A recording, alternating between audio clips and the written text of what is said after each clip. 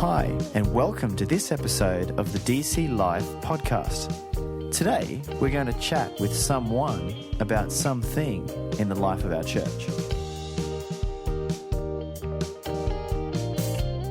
Well, today we get to do another one of our Getting to Know You chats with a member of our church. And our guest in the studio today is the wonderfully creative Emily Berlin. Hey, Em. Hey, guys. Hi, Em. Thanks for coming. We're happy to talk to you, but need some full disclosure here. Em and her husband, Todd, are in our missional community group, so we get to see you quite a lot. You do, yes. We get to spend a lot of time with you doing the everyday kind of stuff in our MCG, as well as some missional and discipleship stuff as well. So that's pretty cool. But it's nice to get everyone else to hear a bit more about you as well. I think, around church, you've definitely become known as the go-to person if someone's wants to rearrange their home or restyle or anything. And gosh. Nathan has been subject to some of our rearranging totally. and style changes. Come home to a house completely rearranged. That's the one. Yeah. So you've studied some interior design and, obviously inspires you, all those creative juices. Yes, I did. I studied throughout grade 11 and 12, just visual art and interior design at TAFE in Brisbane, which was really, really cool. I really enjoyed that. That was, really fun. I loved, obviously, doing creative things, and I would always be rearranging my room several times a month, that sort of thing. So it was fun to kind of study that a little bit more in depth, and now it can be used in a lot of ways in helping people make their homes prettier and so that's been kind of fun and more just like a passion kind of hobby that I just really enjoy. So yeah, that's been cool. What is it about how a room looks that gets you inspired? What isn't it? Look, I like places to be peaceful and just inviting and, calming. You don't want to go into a place and feel stressed. So I feel like that's definitely been a key thing for me, and just reading a lot of books about even hospitality and having people feel really, I think, welcomed and, just at peace when they come to a place, that they feel really comfortable to be really open with you and they don't feel as, I guess, put off by anything. So just creating that atmosphere, I think, is really, important to me, and I like to have home as a place that does all of those things. It's a place that you can come to and rest, and that other people also feel really welcome and cozy there and able to be themselves and things like that. So, and a gift that you share with others really well as well. And it even becomes missional, going on shopping trips to buy cushions and whatnot. It definitely has been. I have neighbours that I help, and people within our missional community group, people that I just know or meet and hear that I like doing it, they ask for help. And so it does open up a lot of, things to be able to help people, which is lovely, and I love to do it. So, it's good. And the creative side, I mean, it also comes through in so many other things that you do. You and Todd enjoy photography as well. Tell us a bit about that. Yeah, we do, which is fun. It's something that we can do together as well, which is always a plus. And we've done photography on the side for, 8 years, I'd say, just because we both love it, and we like to be creative and take beautiful pictures for people, and even just for ourselves in nature and things like that. So we've kind of done that for lots of friends and family, and have been able to enjoy doing that together as well, which is really cool. Yeah, it's good that you're still doing it. Em, tell us, you've recently taken on a volunteer role at church as our events coordinator. It sounds like a lot of fun. Yeah, look. What does that involve? I am very new to the job, so obviously haven't been doing it for all too long, but doing a lot of the setup for all of our our 4 conferences that we do a year. So it's just making the building, the atmosphere there feel really cool for each individual event, and bringing in different props for that, organising that, doing all the behind the scenes work for, organising people to help out on the day, and the online side of tickets and things like that as well. So those 4 events, and then there's other events included in that, like the AGM and the church's celebration that we do once a year for its anniversary, and a few other things on top of that. So just the extra events throughout the year that we do, that's nice to have someone to just be on them and to be organising that. And to make it look pretty and accessible. that's it. Great. Yep, all those things. So in our chats, our testimony chats, we normally get to do some sort of background information. So we're not going to leave that out. It's nice to know a bit about who you are now, but we also want to know where you've come from. Yeah. So you're one of the Gardner clan, one of the many, daughter of Greg and Fiona. So where do you fit in that lineup? Yes, I am number 3 out of the 5 girls, so I'm the middle girl. I'm obviously one of 6, so I guess me and Steph share the middle overall as being 3rd and 4th. But yeah, so I am number 3 all up, and that's about It's fun. So how It's good. did growing up in a family that was pretty involved in church life, how did that go for you? Yeah, it was good. It was something that was, I think, always modelled well for us, in that it wasn't just an event on Sunday. It was something that was always something that was through the week as well. And obviously being homeschooled, I think Mum always did a good job of modelling that to us in a way that wasn't... she would do stuff and we wouldn't be a part of that, or she couldn't do stuff because she was homeschooling us. We kind of just got thrown in the back of the van and taken to, whatever we were doing, whether we were bringing someone a meal or we were going to clean someone's house because they were just going through a rough season, or we were going to go and help mind someone's children while she discipled, someone through a hard thing. We're always kind of just, I think, brought on that, and that was modelled well in a way that that's just what you do when you're part of a team that is on mission in that way. And so that was cool, and just always being even involved in a lot of church activities, I guess, early on. Mum and Dad were on the music team, so we would be at the services early for practice, and we would be there throughout the week for playgroup and home groups that they would be running, and people they were discipling and things like that. So it was a good experience. It was always something that was happening all the time. It wasn't just like something that they did every now and then. So it's kind of a lifestyle, I guess, of where we've come. But no, it's been good, and being able to have that modelled, I think, so well is helpful, I think, for me now in trying to do that as best as I can now, and use the time I have or the things that the Lord has given me to serve Him well. So That's good. And before you got married, which we'll get into a sec, your initials were EG. Yeah, unfortunately it was EGG, in fact. But you don't like eggs, is this correct? My gosh, yes, I do not like eggs. So that was a wee bit unfortunate. And thank God for Todd and the fact that I now am EGB, which is exciting and ridiculous. But yes, that's a little bit about me. Fun fact number Fun one. fact. Thanks, Nathan. Well, back to the serious stuff. Cheers.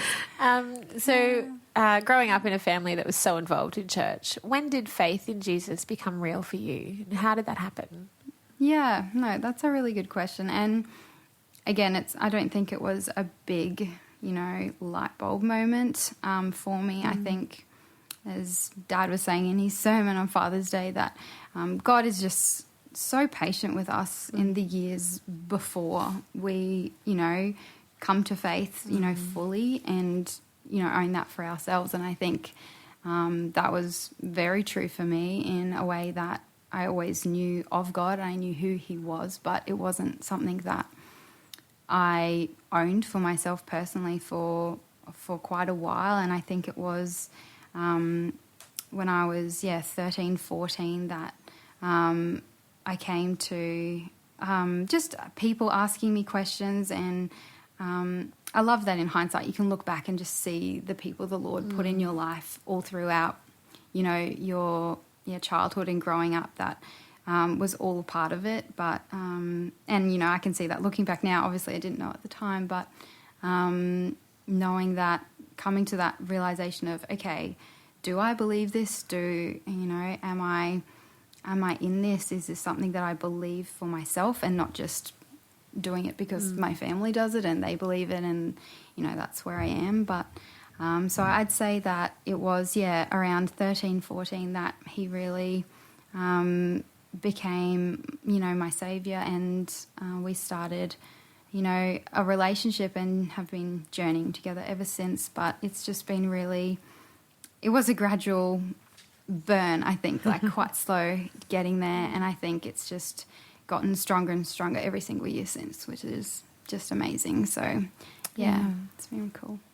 So when you say Jesus is your saviour, what does that mean?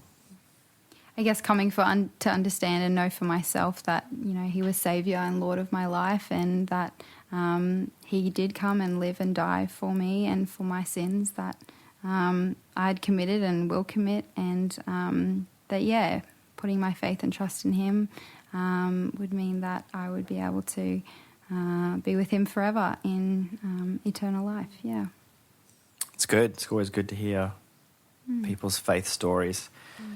So the other man in your life would be Todd. Yes, this TB. is correct. And so when did he come on the scene? Yeah, well, he was at the church that we were going to in Ipswich, and he was in the band with Hannah and Beck at the time. They were in like a youth band, so knew he was around. We served at the Young Life Ministry, you guys would have heard of if you've listened to the other podcast.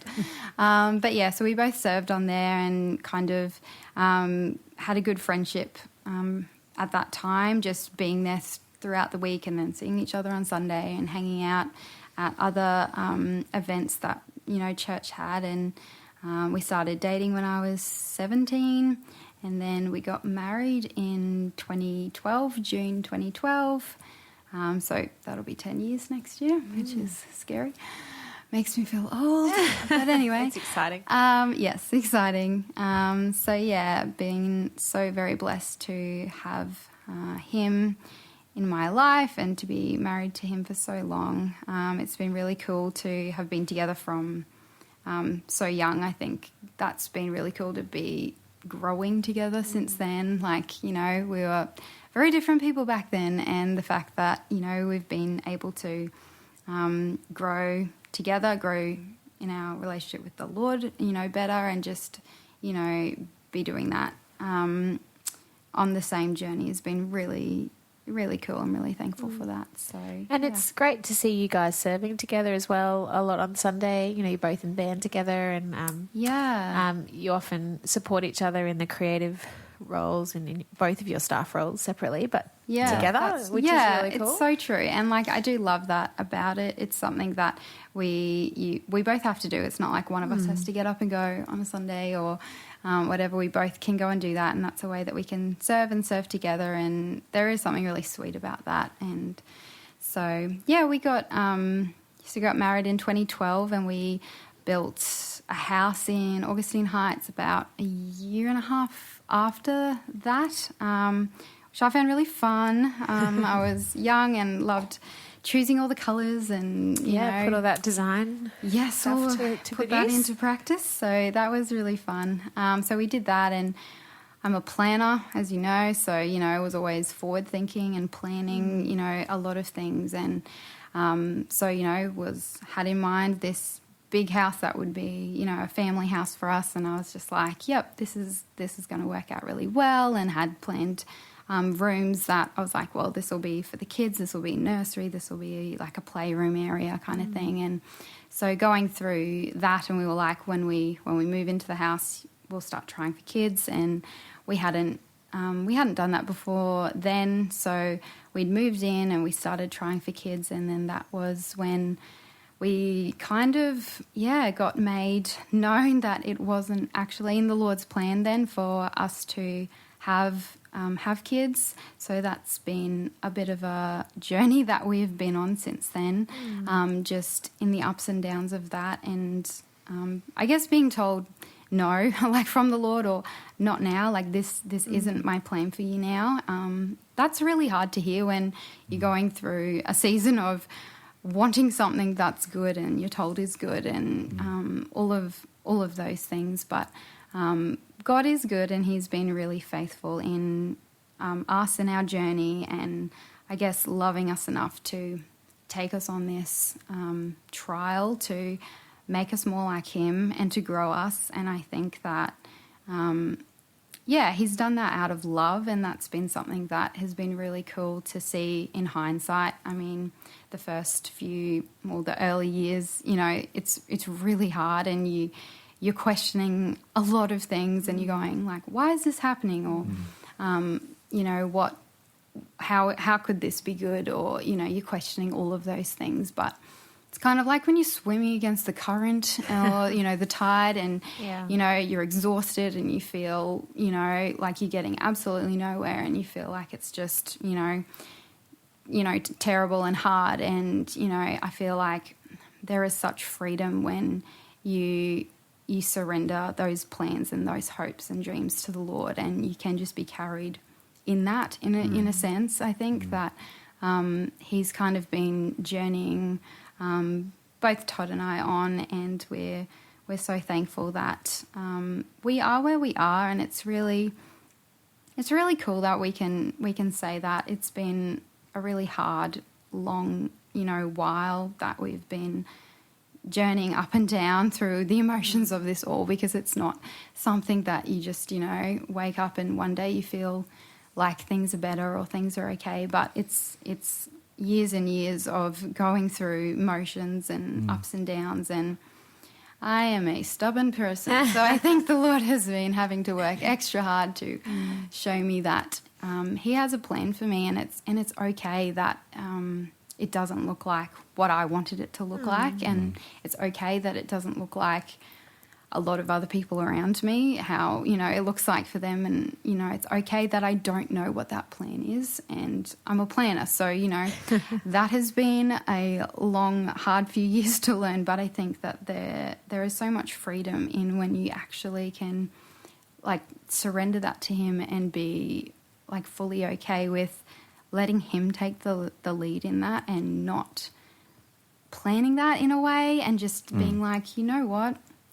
It's okay, and, you know, I trust you. You're sovereign and you're good, and I know that you have a perfect plan for me. And, yep, that may look different than what I wanted or what I thought would be good, but that's okay, and that's good. And so there is a lot of joy in just surrendering completely to Him and His, you know, plan. And it's only been in the last few years that, you know, I feel like I can, you know, turn around and be thankful for that, like, time that He has spent on, you know, coming down and taking us through this to get to us to where we are now, because it would have been easier probably to have just given us what we wanted years and years ago when we were wanting that. But I feel like it's like a parent who disciplines a child. Like, you don't just give them, you know, the lollies or the junk food that they want all the time. You take the time to parent them and discipline them, because that's going to be what's best for them, even though it's not the easiest thing to do. And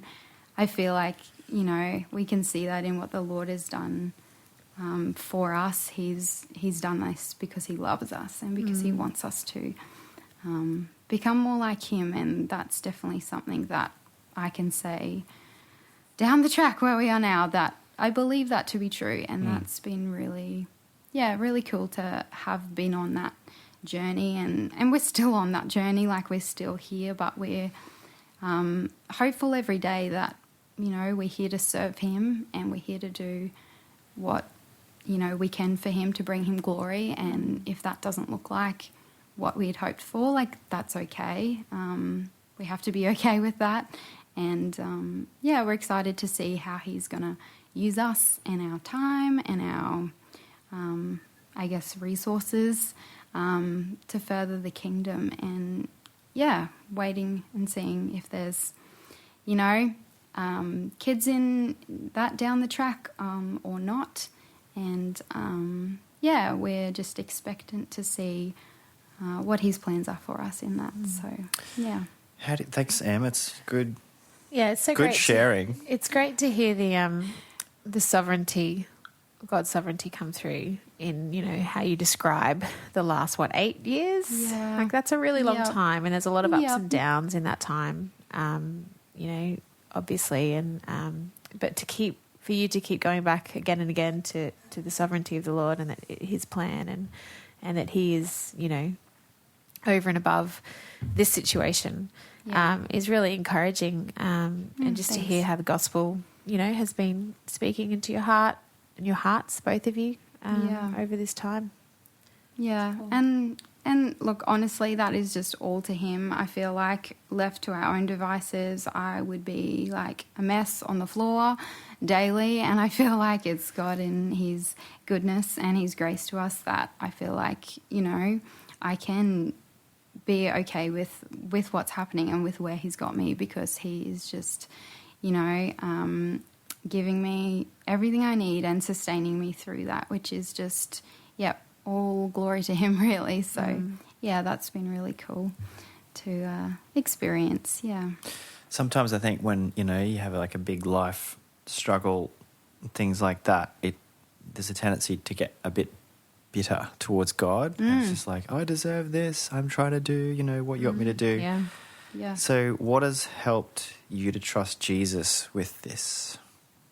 Look, it's a good question. I feel like, the first step was, being okay with what was happening, because, for a while, you go down the, why is this happening? How is this fair? Like, you go down that trajectory. But I feel like getting to the point where you go, Lord, I'm okay with your plan. And then I think the next step is, Lord, I trust your plan.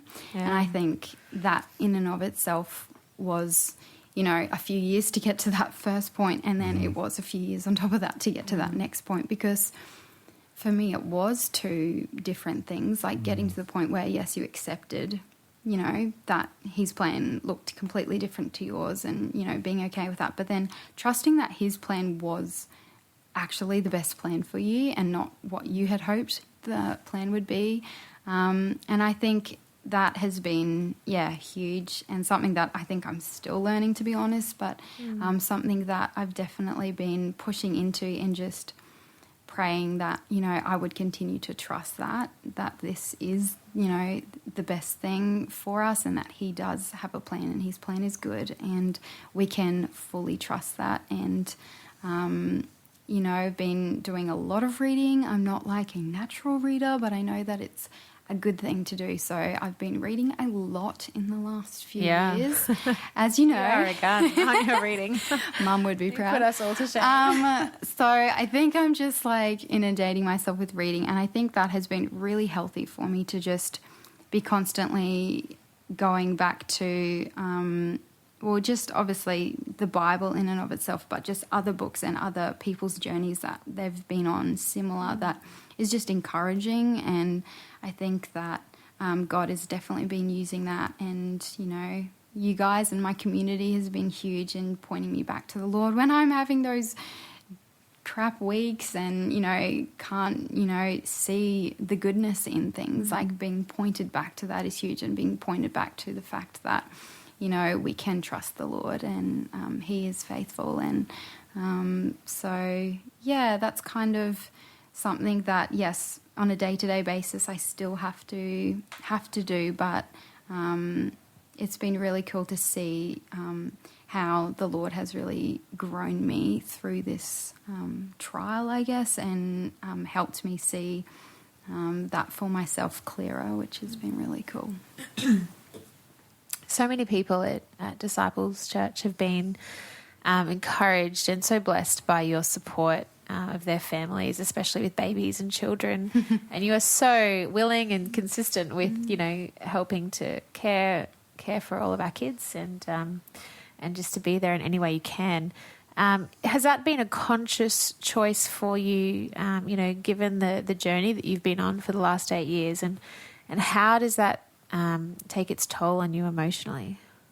Oh, look, it's definitely had its ups and its downs, like, in all honesty. But I think, like, early on, so yeah, we're going back a while now, but early on it was hard, like, to be there, but not only to be there, but it's to be there with a joyful heart, and it's to be there, like, to serve people, like, actually out of, like, a genuine love for them as well. And it's not just to show up and tick a box, or to show up and to still put on a brave face and to do things. It's doing it out of, a heart that you want to be genuine and you want to be there for them. And that was really hard. Like, in a lot of the cases, I would just be like, that is the last thing I feel like doing right now, in all honesty.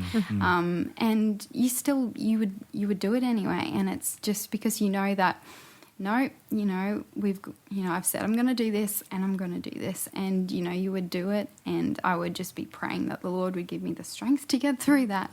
And, he did, but so that was early on. And look, I love helping out and helping everyone with their kiddies, and I find joy in being able to be there and serve people in that way. So that's been something that I've always loved to do. Like, I was serving on the creche roster, like, I think as young as 12 at our last church, just because I was like, let me in to help them hold the babies. And so that's something that I do honestly love doing. So it does come from a place that I do love to do that, and I do want to be there doing that and helping them and supporting not only all the mums in our MCG and being involved in all of that stuff, but in our wider church community as well. And you're a much loved auntie. And that's for sure. That too, yep. So all my nieces and nephews, and being there to, love on them and support, them through, through stuff is really fun as well. Cool. Yeah. Well, we thank you for sharing your story, Em, with us today. No worries, guys. And yeah, love the way you and Todd have a real humble service about you. It's very encouraging and inspiring, actually. Oh yeah, and that's very kind. We love you guys, and we'll be praying for you and Todd as you keep trying to serve the Lord and do it faithfully and joyfully. Yes. But yeah, we're really grateful for you coming and chatting with us today and sharing your story. Thanks, guys. Happy to come and chat with you as always. Thanks.